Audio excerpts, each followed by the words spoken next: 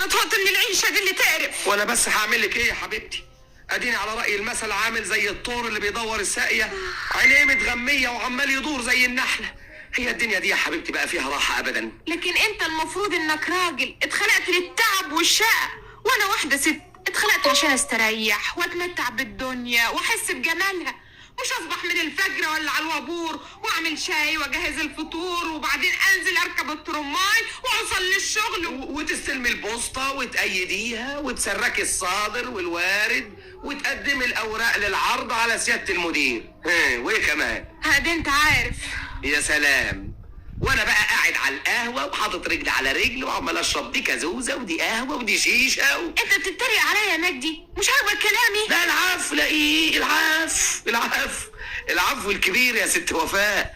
انا لا سمح الله اقدر. المهم فضنا بقى من الكلام ده. ايه ونفضنا ليه؟